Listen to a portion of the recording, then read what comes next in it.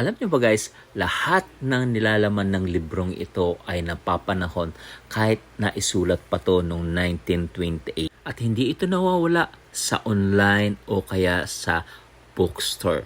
Yung totoong bookstore kung ngayon pa lang kayo nahilig magbasa ng mga self-help books, highly recommended ko ito. At ibabahagi ko na sa inyo guys, ang real talk dito. Sabi dito ng author, success is not the result of chance or luck, but the product of conscious effort and unwavering determination. Dugtong pa niya, success starts with a burning desire to achieve something greater than what you currently have.